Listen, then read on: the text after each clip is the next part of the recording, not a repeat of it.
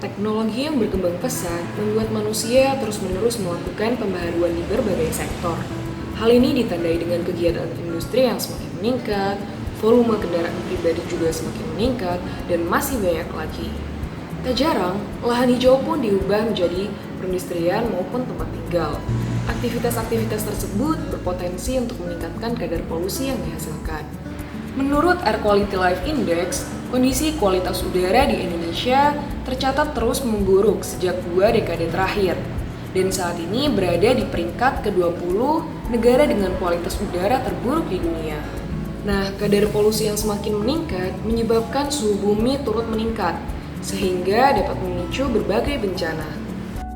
Seperti yang terjadi di daerah rumahku saat ini, terdapat kawasan industri dengan jumlah pabrik yang cukup banyak. Lahan hijau di kaki gunung digerus terus-menerus untuk dijadikan sebagai pabrik. Lalu apa yang bisa dilakukan? Berdiam diri? Tentu saja tidak. Sekecil apapun langkah yang kita ambil akan sangat berarti bagi bumi kita tercinta ini. Contohnya di rumah, aku memasang teknologi panel surya yang mengubah energi matahari menjadi listrik sehingga mengurangi beban listrik di tempat tinggalku. Seperti kolam ikan ini yang energinya bersumber dari panel surya. Untuk menunjang kelangsungan hidup ikan, diperlukan sistem sirkulasi air yang baik. Sistem sirkulasi ini membutuhkan sebuah pompa yang energinya cukup besar.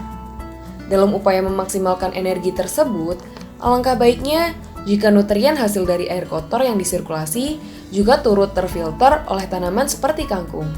Sistem ini disebut juga dengan aquaponik.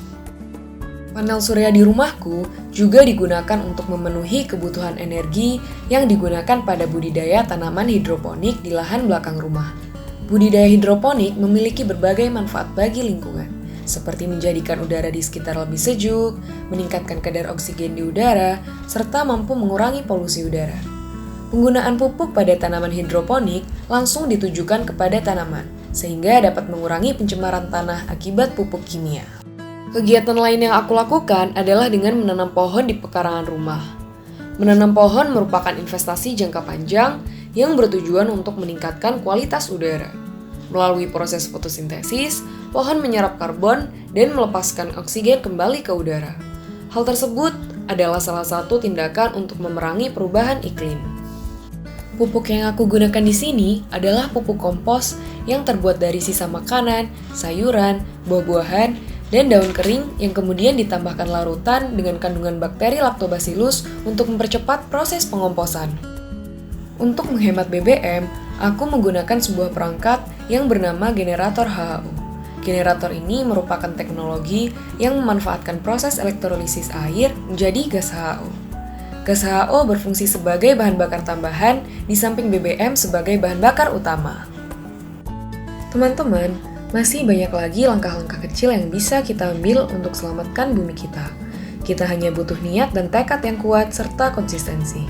Semua itu bersumber dari diri kita sendiri. Kapan kita mau bergerak demi lingkungan yang lebih baik, atau hanya berdiam diri tanpa ada makna yang berarti.